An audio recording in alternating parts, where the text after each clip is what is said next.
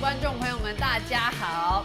水下30米呢，这3年来带大家去了国外和国内的非常多潜场，但还有非常多水下的梦幻境地，我们还没有机会带大家去，但没有关系，爱潜水将故事从国外带到棚内来。我们要欢迎的是刚从墨西哥潜水回来的老编。Hello， 其实没有刚已经1个月了。也算是还蛮最近的，因为呢，他整理水下的那些画面啊，拍的东西，其实有太多素材，还没有时间完整的给大家看，但慢慢的释出在水下30米的粉丝页上面。对，但因为这一集我们就会剪进去了。对，有更多的在墨西哥潜水水下画面要分享给大家。是墨西哥船速这件事情，对于很多潜水员来说是天哪，是一个很遥远的门槛。预定的时间要很久以前，飞的路程也要很远，但是一切的安排，一切的过程啊，辛劳都非常值得。今天老编就是来跟大家分享这一趟旅程有多值得，多厉害。其实墨西哥潜水，我们这边比较知道的，一个是西边，一个比较东边那一边，就是洞穴潜水部分。那个是比较在坎昆那边。对。那我们这一次去的其实是西边这边。那西边那一边大家比较会知道的是其实是在 Blue Planet 它有拍那个巨型鬼蝠鲼啊，然后用鬼蝠鲼的视角拍，然后同时那个地形是好像那个有点像大峡谷那种地形的，其实就是在我们这一次去的地方，就是 Socorro 是这个地方。那我觉得一开始先要讲的是你要怎么去墨西哥这件事，怎么飞？首先你必须要解决的是签证。其实墨西哥的签证有2种，一种是你可以直接拿墨西哥的签证，那这是一种；第2种呢是你拿美国的纸本签证。OK， 好，那这个差别大，因为通常你要飞到墨西哥，我们会经过美国。对，那你到美国，因为现在美国的规定是你一定要入境，不管你是转机还是不是转机，你反正你一定要入境拿行李，重新 check in， 重新检查一次行李。所以说你进美国，你拿 ESTA 的话，就是所谓的电子签证嘛。那拿电子签证的话，你就要再去拿墨西哥签证。这样的话，你进美国是用电子签证，可是你到墨西哥的时候就要用墨西哥的签证。是，但是墨西哥的签证它还有另外一个规定，就是说，假设你拿的是美国的纸本签证，也就是那张签证是贴在你的护照上面的，对，那你就可以不用签墨西哥签证。OK， 那要拿美国那个纸本签证，你就必须去面试，所以你必须要在美国的那个网站上去登记，然后缴交一些文件费用之后，再去美国的 AIT 去面试。对，那你就可以拿到那个纸本签证。那你拿纸本签证，你就不需要再签墨西哥的签证。那我这一次去，其实我是拿纸本签证，因为我觉得未来我可能还要再去。那我拿一次纸本签证，它的有效期是5年。所以这5年内等于我都可以直接进美国，同时再进墨西哥。对，如果你只有单次的话，当然你可以用这个拿 ESTA， 然后再去拿墨西哥签证，这个方式也 OK。那其实就费用来讲的话，拿美签是比较贵，纸本签证是比较贵。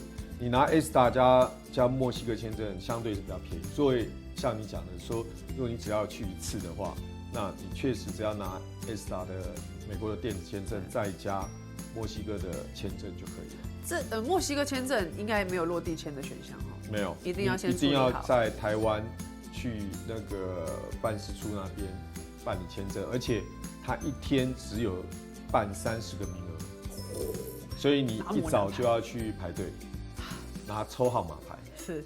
所以这个就是大家如果要办墨西哥签证，可能要稍微上他的网站去注意一下 ，OK， 看一下。好的。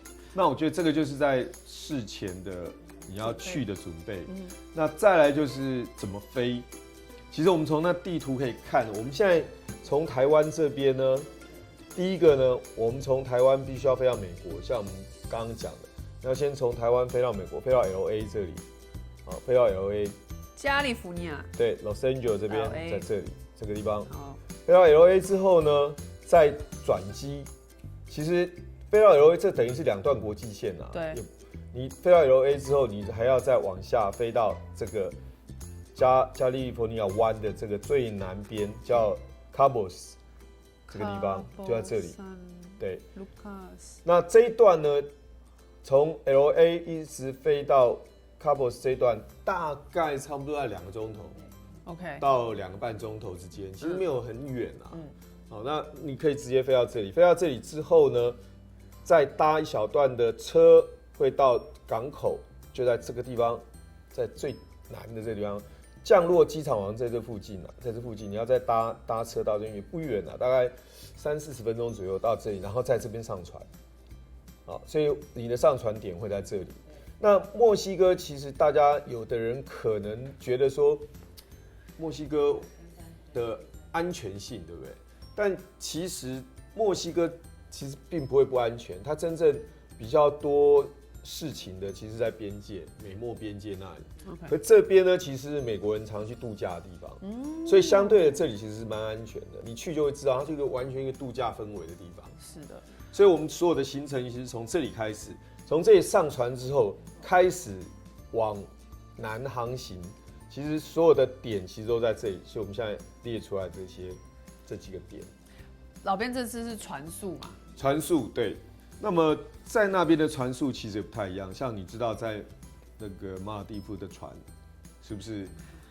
游轮不是游艇这种舒适型的，很漂亮，白白的，蓝天白云。然后你对马尔地夫的船还有什么感觉？就是很舒服啊，度假型的啦。不管是你要在外面晒太阳，或者是在半露天 jacuzzi， 或者是你要在里面沙龙里面好好的休息，其实都还蛮舒适，空间上面很大。对，然后航行上面呢？航行上面平到不行啊，因为马尔地夫都是在环礁里面嘛，如果要穿越海峡的话，其实也都一点点而已，所以在环礁内基本上是超平，超级平。对，其实我们如果看一下，因为它的位置呢，其实马尔地夫的位置它在哪里？马尔地夫的在下面，在这里。斯里兰卡的下面。其实如果大家看，我们现在找马尔地夫的话，我们找 Maldives。ALDI， 对了 Maldives。OK， 你可以看到，其实这就是马尔地夫，所以我们通常在马尔地夫航行都在里面。中间，对，所以中间就够玩了。它被那个环礁包围，所以里面是没有什么浪，对，是很平的。对，所以就刚刚你讲的，它其实航行上面很平稳。只有在你记得有时候我们会穿出来的时候会比较 rough sea， 所以会比较 rough， 但是都不长，所以你可以看到，这就是马尔地夫的我们在船速的时候，所以穿出来其实不远，它一直会待在环礁里面。对。但是我们如果我们现在看 Socorro 这边的话，就可以看到它其实全部都在 rough sea 里面，大海峡、大蓝海里面。所以呢，也因为这个原因呢，所以我们在潜水船上面，它就没有办法像马尔地夫这样，因为在这里的船相对的，它必须要更能够抗浪。对，那要抗浪的话，它就不会是宽体的，它会比较窄。是。然后呢，底下会比较重，会比较尖，它才能够切浪。哦。所以相较于马尔地夫那边的船，它的船身会比较窄一点。OK。对，所以它没有那么的宽，对，那么没有那么的大，所以它比较窄的结果，其实你的船舱当然就会相对的受限。对，所以这是它的特色，但是也是它没有办法的。所以我觉得去 Socorro， 至少我搭那一艘船啊，我觉得它是一个非常专业的潜水船。但是呢，你如果要拿马尔地夫的舒适性来比的话，那就完全不一样了。是因为在那边的海上的环境，你说浪真的就是比较大，对，然后它船身都已经这样子设计，就很明白跟你说，这一趟可能没有这么的平顺，可能非常不适合佩佩。我在那边老编回来的第一句跟我分享的就是，大佩你可能没办法在这边哦，这边哦。真的是浪很大，我们这个团员有人躺9天。对，我觉得你应该没有办法。所以呢，很高兴在这个爱潜水这边可以听老编的分享，将故事带回来。对，所以我们的所有的行程其实从这边开始。那这边是他们非常有名的度假的地方。是。那从这边开始出发。好。那出发之后呢，我们其实往南先到的第一个点呢，是在这个地方。这个地方叫做这个圣贝内迪克托岛，这个是它叫 Isla San Sena Batido。OK， yes。那这个岛其实很特别，这个岛是一个火山岛。对，我看上面的绿，所以我把它放大，你看看，哇，是不是？好帅哦！它是一个火山岛，它其实在这边是一个火山口，是，然后旁边都是就是火山那个圆锥形，所以我们看，我们如果把这边拿来看这个上面，其实可以看得出来，就我们可以看出这边的地形，陆地上地形，这就是它就是另外一边，这不是火山的那一边，没有什么直批，对，我们这个就比较这一张可能会比较清楚，有没有？它的这好像像岩浆流下来那样子，好帅哦！对，所以我们的潜水呢，就在第一个点是在这里。那从刚刚那个港口到这里，你知道多久吗？对，我刚刚就想问，该不会要航行个14小时 ？Double。What？ 1天多啊？大概要26个小时。哇，主要是因为浪况的关系，也会让它没都办法航行。还有一个，你看这个距离，其实你看这距离有多远？真的是蛮远的。从洛杉矶飞到这边。这个飞机要2个小时，那你想想这个距离，其实跟它至少它1/3了。是，所以相对到这里，其实真的要很久。我的天哪！航行26个小时。那请问不会晕船的老编，在这26个小时，除了睡觉的时间之外，都还可以干嘛呢？其实我在那边看书了。真的太夸张了，根本练5级才看书。对，其实看书然后打电脑。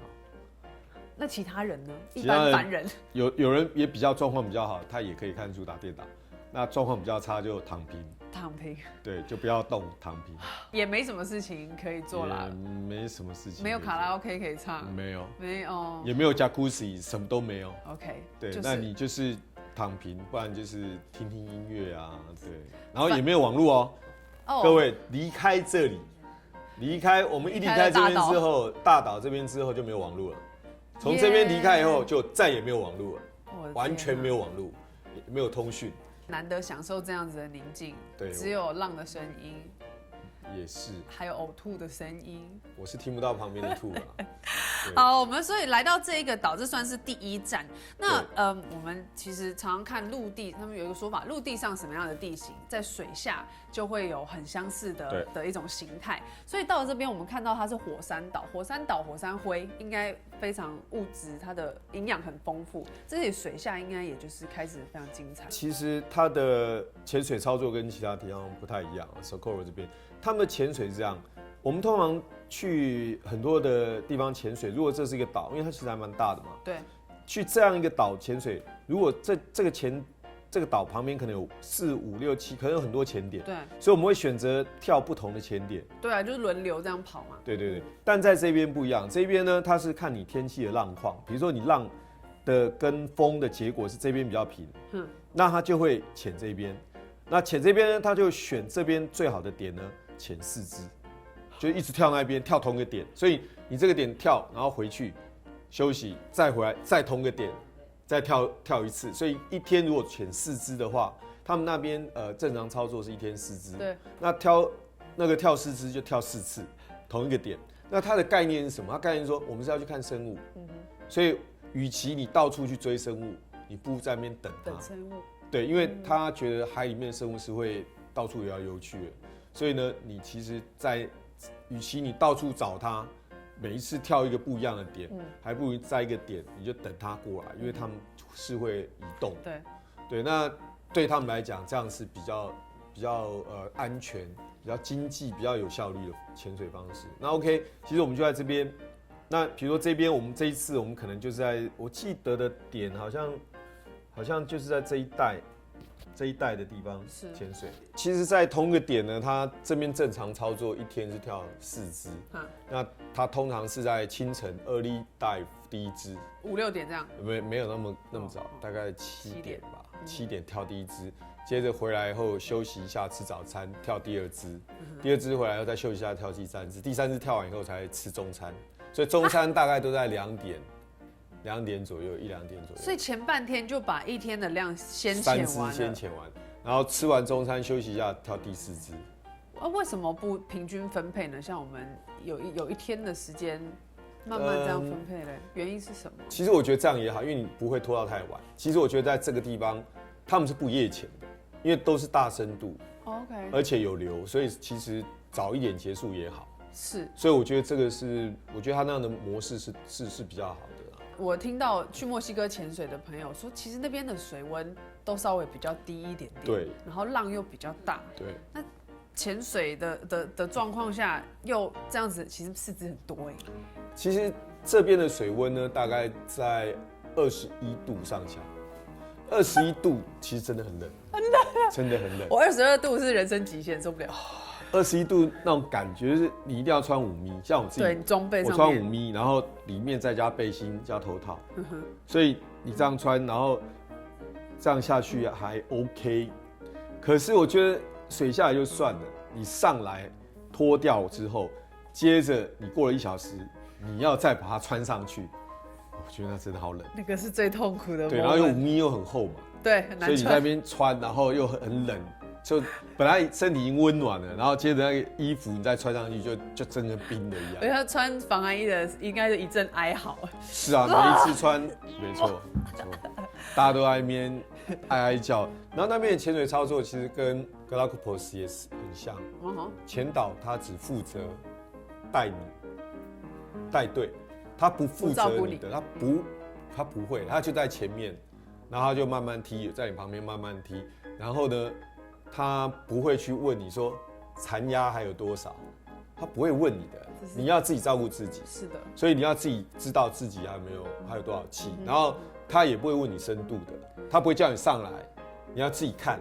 天哪，我突然觉得我们都被照顾得太好了，都被潜导们。但我觉得这是对的，是，因为你每一个人本来要照顾自己啊，你怎么可能说他去照顾你所有人？比如我们一船大概有6到8个人，他一个潜导，然后他要带这么多人，他怎么可能把你每一个都？我觉得你本来合格的潜水员，你就要懂得照顾自己嘛。所以我觉得这个是很正常。然后你的气瓶你要自己装，他只帮你灌，他帮你打完气之后你要自己装，然后都是高氧，所以你基本上你都要自己去 check 你的高氧的浓度，然后自己写上去你的高氧浓度，然后反正那支气瓶就是你在用。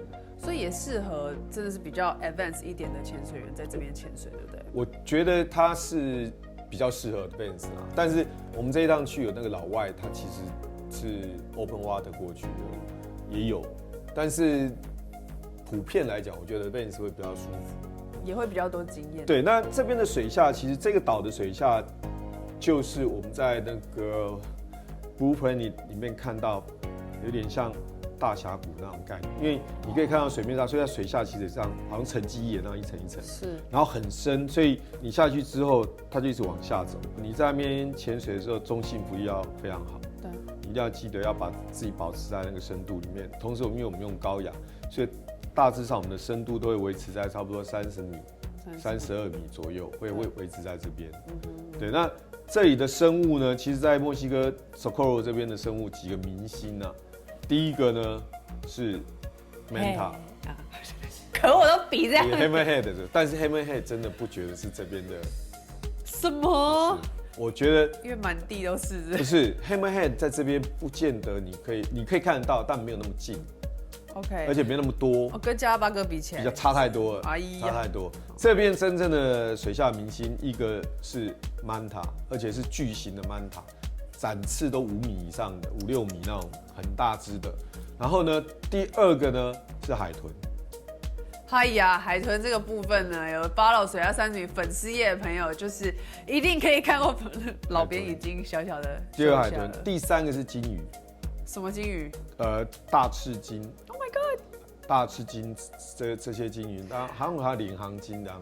当然，这个我们等一下会再讲另外一个故事。可是金鱼的话就不像我们这次去有看到金鱼，可是我们没有在水下看到它，但在水面上是看到很多刺出来一下下。对，然后它有甚至离我们船很近。对，所以金鱼，那鲨鱼更不用讲，鲨鱼很多，鲨鱼真的很多，有那个 Oceanic 有加拉巴哥鲨，有礁鲨、白鳍礁鲨很多种，所以其实鲨鱼也是它的另外一个名气。那当然 Hammerhead 有，但是比较远。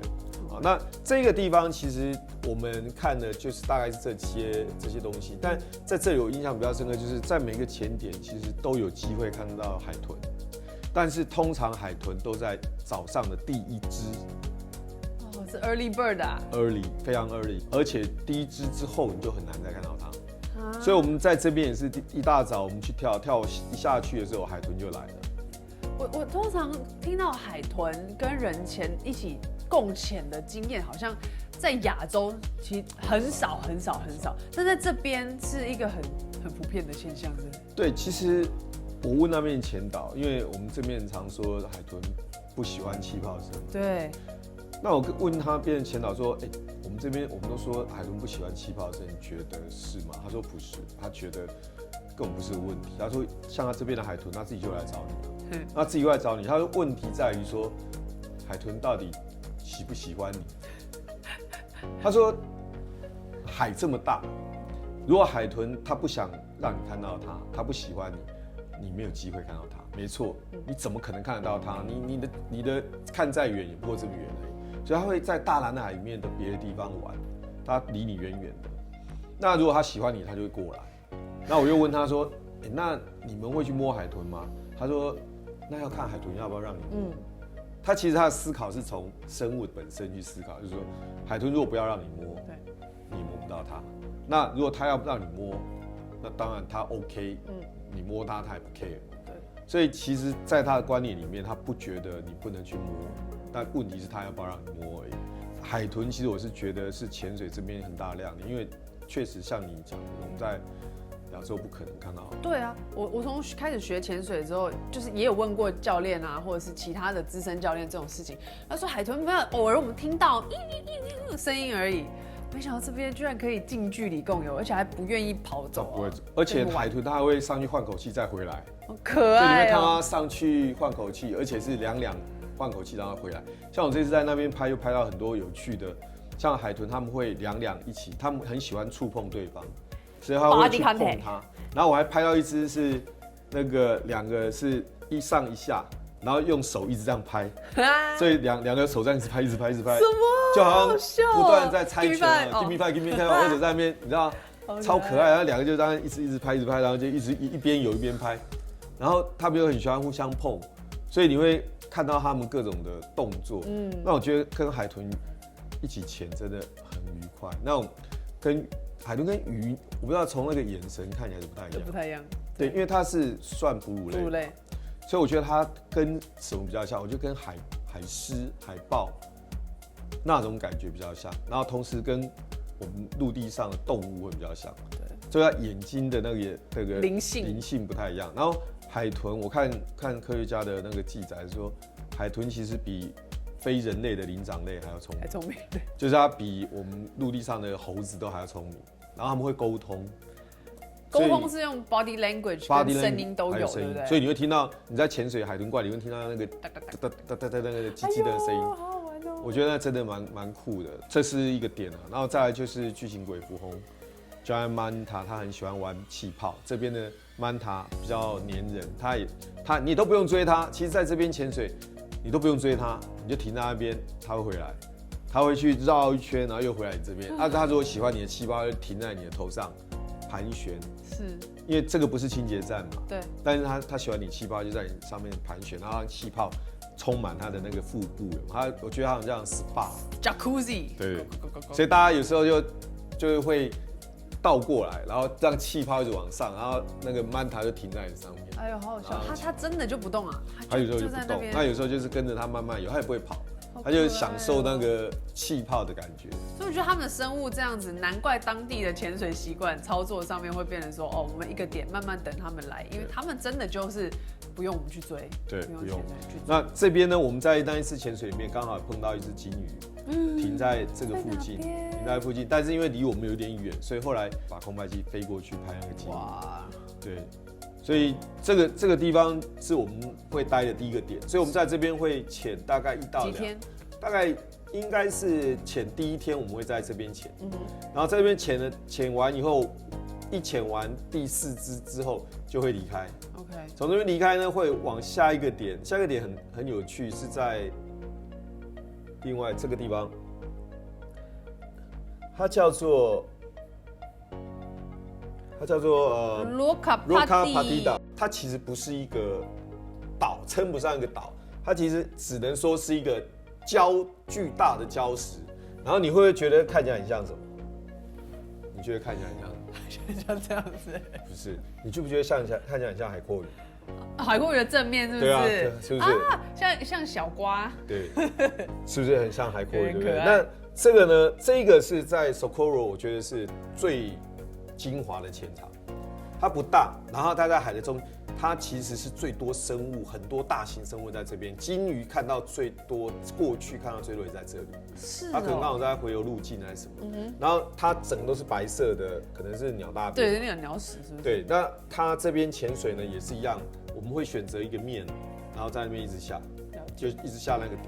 那有这样子的礁石，然后在那边又都是大蓝水，这边的流强不强啊？这边流会很强。强的时候很强，我们是还好，没有遇到那一次我们没有遇到非常强的流。你可能选择流那个的区域吧，他可能选择一个闪流的位置。那这边呢也是一样，它是整个峭壁，这个更直，它几乎跟我们看到那张桌子这么直，就这么直，真的就是这么直，我不骗你。然后一直伸下去，所以这等于是一个墙壁耶，真的是。对，那所以很多的大鱼群啊。然后生物都在这个地方，那比较有趣是像这样的壁，当然这个是很平，对不对？它那个壁是不是有些地方凹进去？对，因为是不平整嘛，地方凹进去，那就在一个峭壁上面凹进去一点点地方，那可能一小块，大概只有这个榻榻米。然后呢，礁沙就是白鳍礁沙，就全部挤在这里休息。挤在这边是有多少？白天，比如说我这个位置可能可以挤20几只。叠乐是不是？叠起来，好恶心啊，好可怕！所以大家都叠，然后就躺在那边睡觉，因为白天他们都在睡觉。哦，对，礁沙那个这么直，他也找不到地方睡啊，所以他就找那个地方，就好像人家攀岩，有没有？攀到那个好不容易有个小平台，然后大家就全部叠在那边睡。所以那个你每一个那个平台都有。我那时候在潜的时候，我就看到一个平台，我说哇，好多鲨鱼，好多礁沙，我就拍，然后上面那个潜导在我上面一点，他就跟我比。然后我就上面还有，我就沿着那个壁就一直往上爬，一上来到那个地方，突然30只，然后全部在那里，然后就通通都是鲨鱼。尺寸大不大呢？他们这种礁沙其实大小都有啦，2-3米这样子。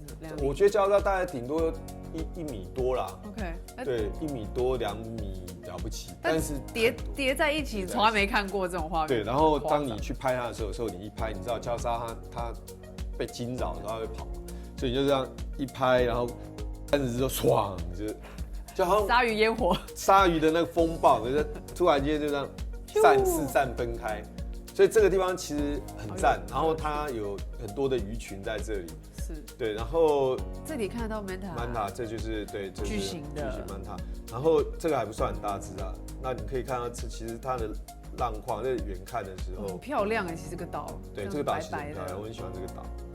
所以你可以看到，这是之前他们拍的一个，你可以看很高，其实它很高手啊。那水下部分 manta 一样有，然后海豚一样有，鲨鱼一样有。然后我那一次有一只 hammerhead 稍微比较近一点。这边其实在过去金鱼季的时候，金鱼都会来这边，而且呢都是母鲸带小鲸会停在这边休息。要不要几年前的时候？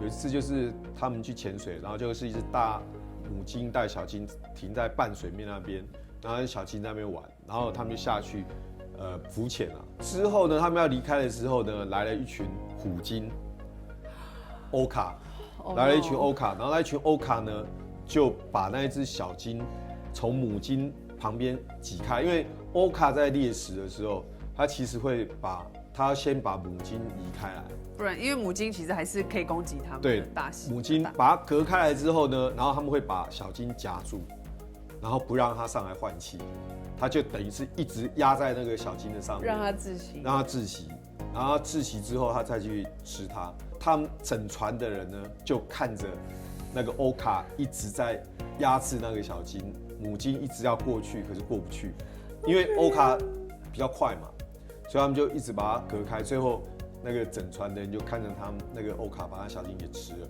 而且它不会吃掉它全部，它只吃掉它比较柔软的部分，脂肪比较多的地方。不是因为它其实鲸鱼还是皮还是很厚的，所以它吃掉那下巴还有内脏那一些，它吃掉就放，所以就小鲸就在那里。然后妈妈，他那个前导说，他们后来他们没有下水去拍，但是他们用 GoPro 下去拍，所以拍整个记录整个过程。Oh my god！然后全船人都哭了。真的，我现在都想哭了。对，然后这一次事件之后呢，从那一年开始，再也没有一只鲸鱼带小鲸来这里。啊？对，再也没有。所以他们在说，其实鲸鱼是可以沟通的。等于这件事情，我相信所有的鲸鱼之间就会知道这件事情。那边有发生过事情，我们不要去。所以没有人，就那边有虎鲸出没，所以他们所以很奇怪的就是从那一次之后，再也没有一只鲸鱼过去了。好神奇哦！对，这就是我们对大海的了解，其实可能不是我们想象的。真正大海不是我们想象中的这么的简单，所以这个是那边前导他们自己亲身体验、亲眼看到的事情。然后第二个会我觉得比较有趣、值得分享的是，前导在这边曾遇到过的流，可能有人看到过那个网站上有一个画面，是有人被那个流是按一个龙卷风这样卷，然后这个人被整个往下卷、往下拉到底下，根本怎么踢都出不来，就在这边，也是在 Socorro 这边。那个算是什么样的情况？它其实是一个下降流，很强的下降流，它也是因为那个地形的关系。跟我说的那个前导，他就被抓进去过。他说那时候他看到一个潜水员，就是他带的人，开始被抓下去的时候，他想要去拉他想要把他拉出来，就没想到他一到那边之后。他一抓到他是整个被抓进去，所以他跟那一个人2个人同时在里面转。他说那个感觉就是他在那边这么熟悉的潜水员，他怎么充气怎么踢都没有用。Oh my god！ 他说他只能让他一直带到他那个流没力了以后，他才可以赶快出来，切别的地方上来。对，他说那个流真的很可怕。他是一个非常有经验的人他都会说那个流很可怕。我后来说，那现在他说他现在知道，他只要看到那个气泡变成那样一条，本来是一坨，然后被吸成一条细的线的时候，他就离他远。好恐怖哦！他说只要看到那个气泡是嗖变成一个细细的，他就赶快退，他就赶快离开那里。他说他绝对不会去接近那里。所以大家如果去潜水的时候，这也是个经验，因为确实当你的那个是变成被往下带的时候，你气泡确实会被整个缩的变细的，是，就像我们在看龙卷风一样的现象。对，所以他就是提醒说，下次看到这种就离他远一点。那这就是 Roca Partida 的这个地形，我觉得这边是去潜水的一个精华区。那我想要请问，就是其实很多人潜水喜欢看珊瑚水下的色彩，那在这边这边水冷。那个水太干净，所以那边的珊瑚不多，很少，其实没什么珊瑚。然后有也是硬珊瑚，而且很少，几乎没有，都是石头。好奇妙哦，真的都。然后龙虾超大只，我看到龙虾大这么大只，我不夸张。然后卡在那个石缝里面，这么大只，我看了我就吓到，我说这是什么？那是图片，真的很大只，很大只。好，那大家我们第一天潜水完到这里，对不对？第一天、第2天，对不对？这个距离你猜要航行多久？让我来猜猜看啊！刚刚那样子要26小时，我猜这个差不多也至少20小时吧。10小时。哦，可恶的呀！是为什么？所以横向吗？对啊，你其实看啊，这个是比较近多了。但其实你要想想看，我们这个潜完以后，你还要再航行10小时，而且在浪里面再航行10小时才到下一个点，很远。然后第3个点就是这个我们说的 Socorro 就是这里。所以所以它会再往这边，所以其实你看它是到这里，然后往这里，然后再到 Socorro， 这2个距离数差不多，对，所以又10小时，哦耶，所以再10小时到 Socorro。Socorro 呢，它就跟这2边的地形不太一样啊。Socorro 这边它就比较没那么深，然后呢，它的地下呢也比较平缓，所以你可以看到这边的地形，其实这边我们大概是在这边潜，对，那这边就比较没有那么的深了。那这边呢也是一样，3个地方都有机会看到海豚，都会来找你，而且都第1只，不会是第2只，也不会第3只，就是早起的鸟儿。对，然后呢，一样巨型鬼蝠魟，后来到最后是巨型鬼蝠魟来，我们也不太鸟它。对，被宠坏了呢。那个海豚来大家去，然后巨型鬼蝠魟自己在那边孤独的绕。他说 Hey I'm here， 嘿，都不看我。然后这边的鲨鱼很多，加拉巴哥鲨，我们那时候潜到一半的时候很好笑，因为我们分2船嘛，然后我跟另外一位我们在另外一船，然后我记得是潜到第3只还是第4只，有些人不下，就剩我们2个，所以我们2个跳了以后，另外一船人比较多，已经先跳了。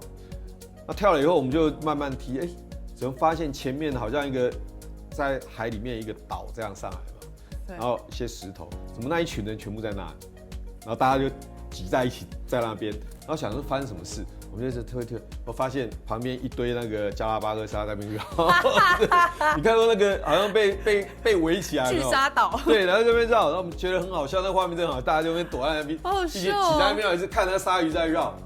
其实没有那么恐怖，他们自己吓自己，然后我们就踢过去啊。我们踢过去，他们就好开心哦，因为我们踢过去，鲨鱼又有点闪掉，他们就赶快踢走。有这么可怕吗？没有，我觉得还好。那加拉巴哥鲨其实比较大只，看起来比较凶，没错。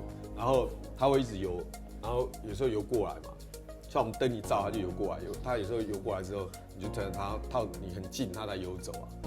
对啊，但是我觉得也还好啦。但它确实比较，因为它大概都2米左右，然后。不像礁鲨比较瘦，它是很壮，它那个整身那圆圆的那种很肌肉结实，对，也是一样，它要对你怎么样，你也不能怎么样，你就随便它。所以就靠在一起也是蛮好的。对，所以从这边大概潜完之后呢，我们就会从这边再潜一次。对，所以我们会回到这个里，再回来这边，再潜一次。对，然后呢？才往回走，是，所以整个岛，但其实这边我听他们讲，应该还有一个岛，但是我们这一次我们是只有主要是3个岛。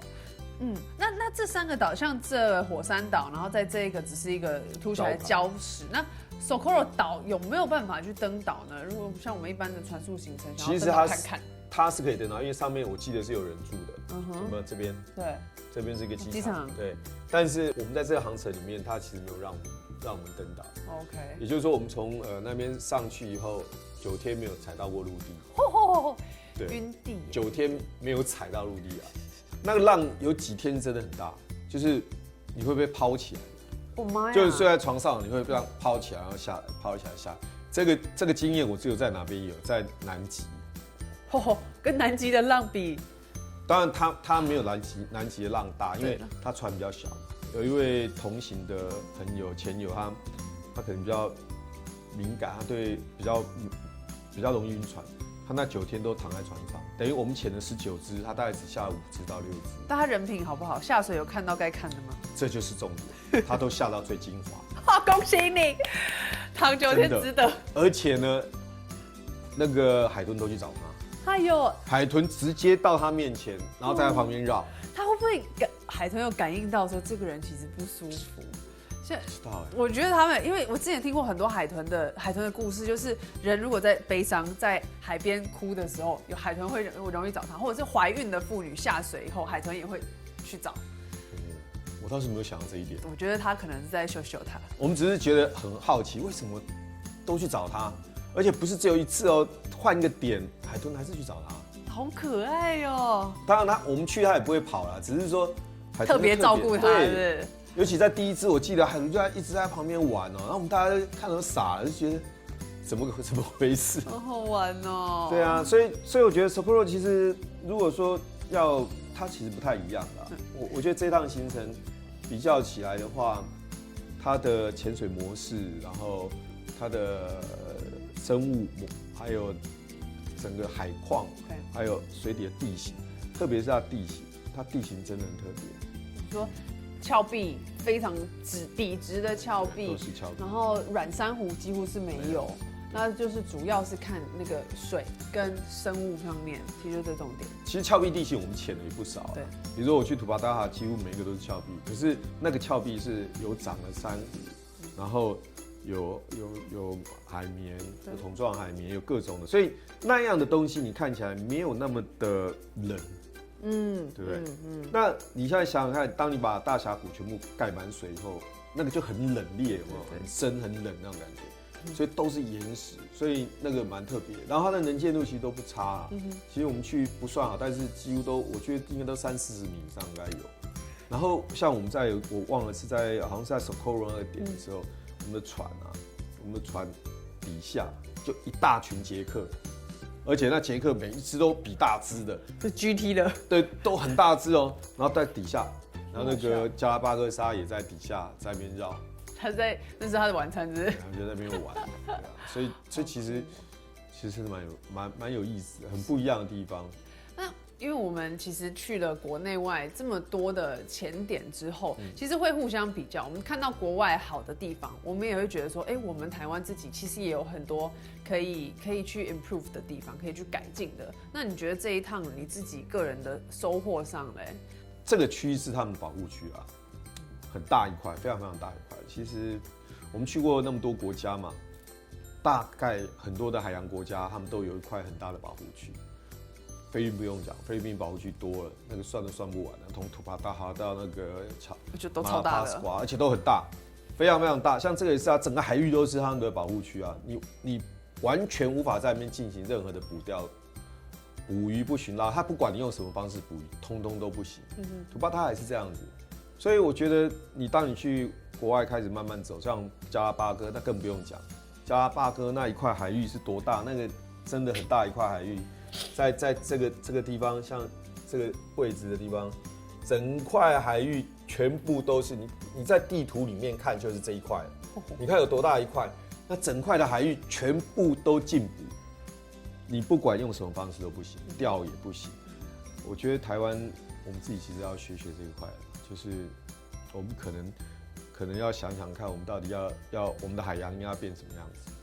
看他们的样子就知道，我们光北部潮境画一小块就已经这么多争议。其实可能有别的方式跟海洋相处，不是只有把它，这是我们常讲的，不是只把它钓起来吃掉而已。没错。对啊，我相信这样，那边的海豚为什么不怕人？为什么他们的鬼蝠鸫安塔不怕人？他绝对不会是他生下来就不怕人。如果今天他是被捕食，他绝对离远远的。对，一只金鱼被欧卡吃掉他的小 baby， 就再也不去那里了。一样嘛，我们这件事不是说我们吃了你，别人不会知道，别的鱼不会知道，别的生物不会知道，不可能。他们一定互相之间一定有一个沟通的模式，对啊。所以我觉得这可能就看我们要怎么做。那相信各位观众朋友们，经由老编这一次分享呢，已经大概有一点点 image 说，在墨西哥水下它长什么样子，如果你是什么样的状况、什么样的进阶程度适合去的。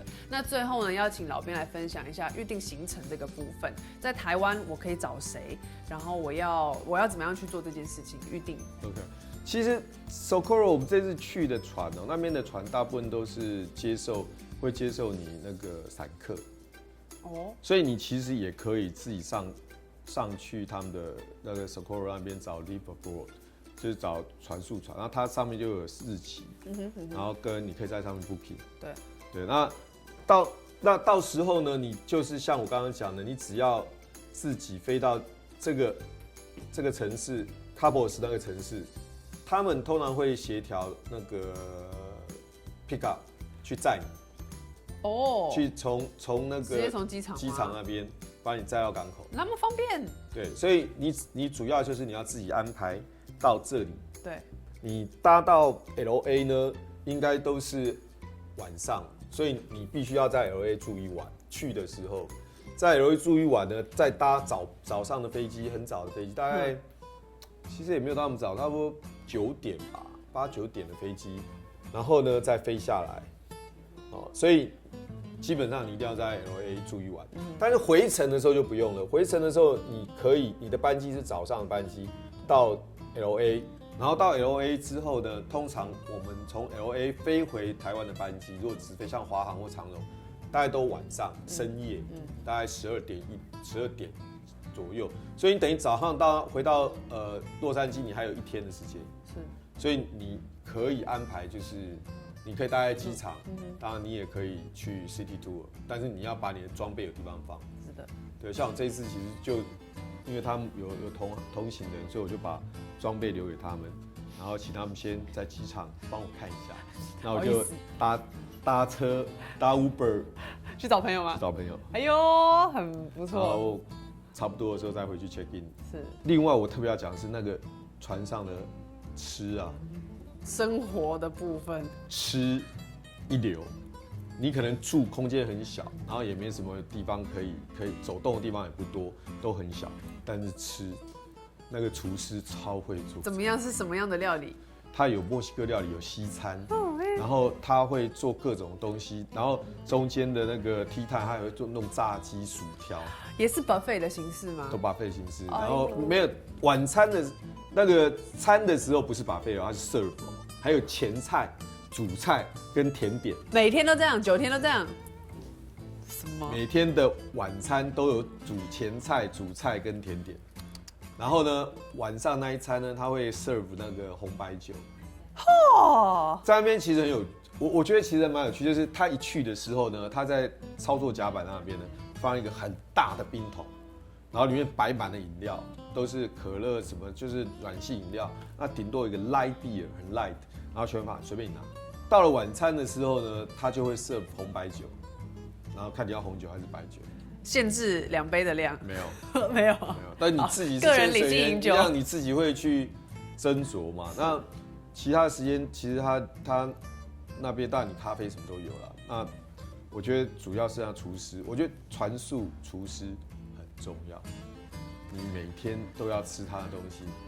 然后那个厨师大概我坐船这么多船啊，他应该真是第1名，不是第1名，也是第2名，大概前2名。他做的真的很赞。看到你眼神闪闪发光的样子，感觉这一趟除了水下的世界之外呢，生活上面的照顾也是被保护得很好，被照顾得很好。而且那边的前导非常专业。是，我们说实在，我很佩服那边的前导。你要想想看，在21度的水温，他一天要下4只。我们可以选哦，他没得选哦，有人下就要下，然后一趟下来可能下19只，下完以后隔2天他要再上船，再带19只，然后呢是在21度的水温，然后他要不断的带人，然后不断的在那个浪底下，每天这样航行去航行来，一趟都是20几个小时、10几个小时这样子在，我其实蛮佩服他们。